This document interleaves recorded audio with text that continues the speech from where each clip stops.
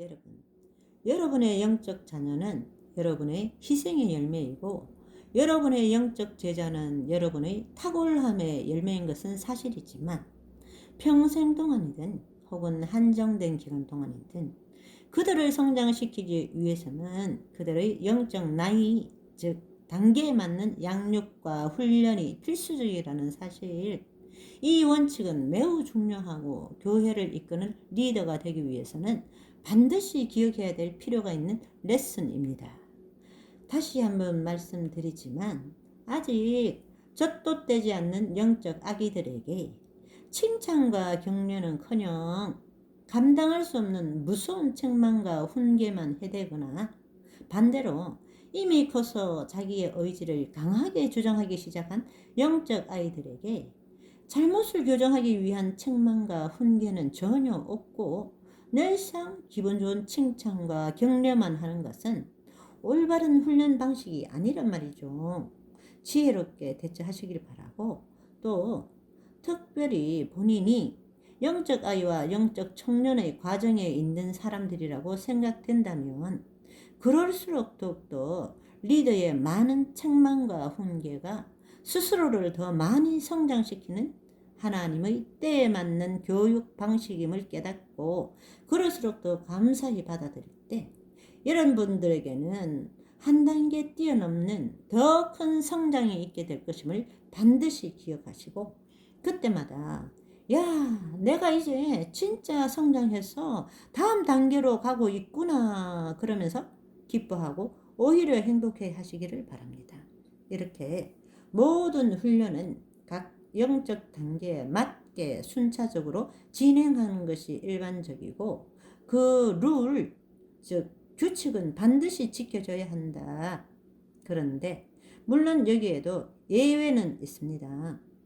엘리사 목사님께서 금방 목사 안수를 받았던 신학교 학생들에게 하셨던 설교가 마가복음 11장 나귀 새끼에 대한 설교였는데요.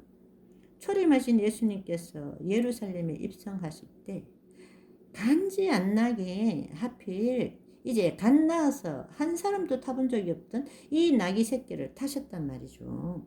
왜 그러셨을까요?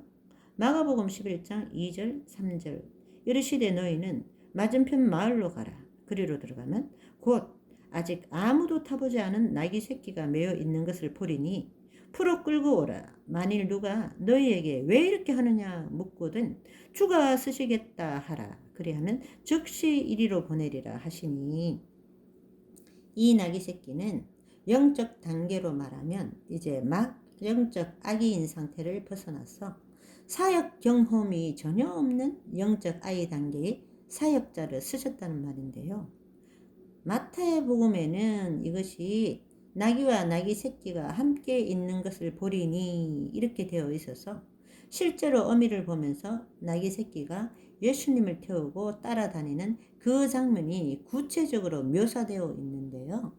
그런데 마가복음에서는 나귀 새끼만 강조되어 있습니다.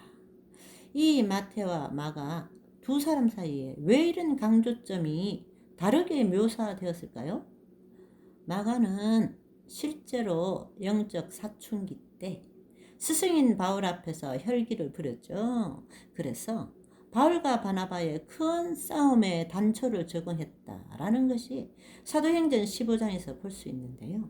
그로 인해서 심지어 바울과 바나바는 아예 서로 동력자를 달리하면서 그 팀이 갈라지는 결과까지 초래했죠.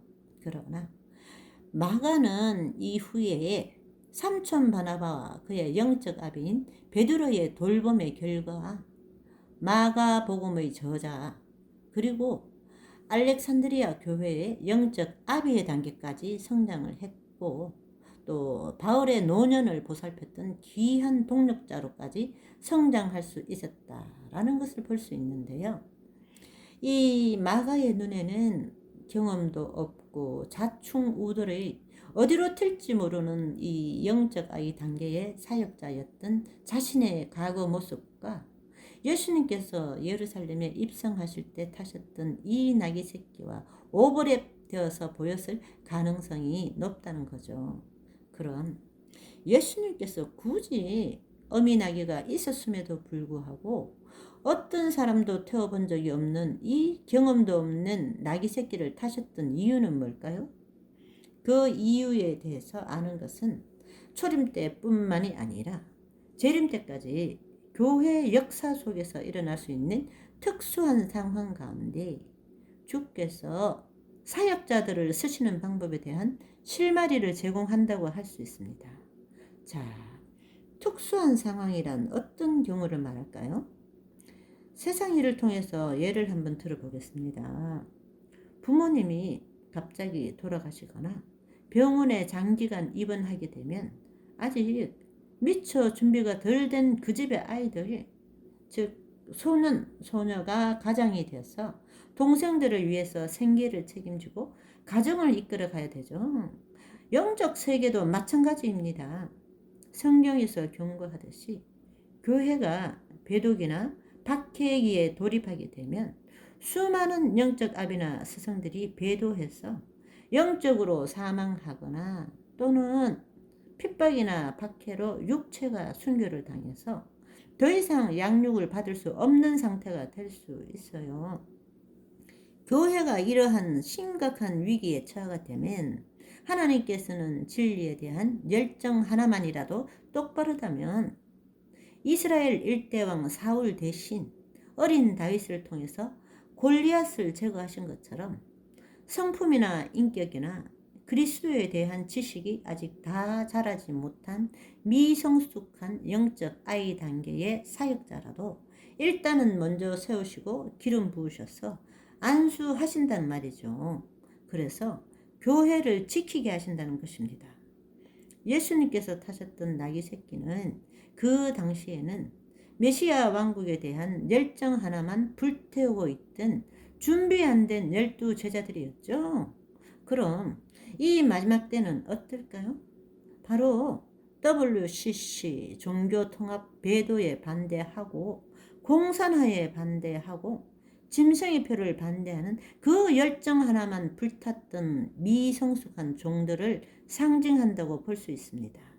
쉽게 말해서 아직 다 자라지 못한 영적 아이 단계의 사역자들이지만 이러한 특수 상황 때문에 하나님께서 영적 세계의 소년, 소녀 가장들로 삼았다는 것이죠.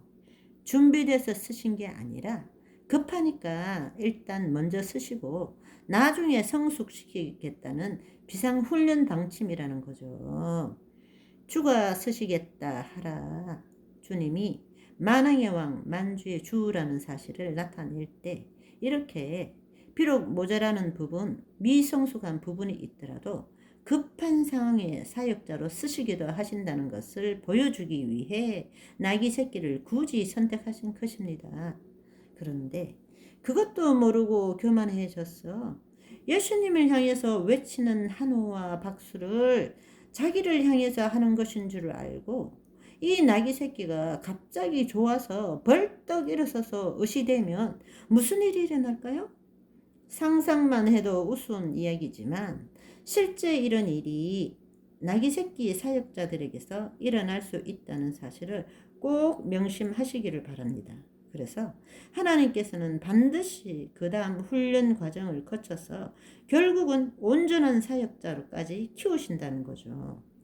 혹시 저와 여러분이 이런 소년, 소녀, 가장의 역할로 사역을 하시더라도 지금은 불완전하지만 그러나 반드시 성인, 가장 단계까지 완전하게 성장시켜 주실 하나님께 찬양과 감사로 나아가는 오늘이 되시기를 간절히 소망합니다.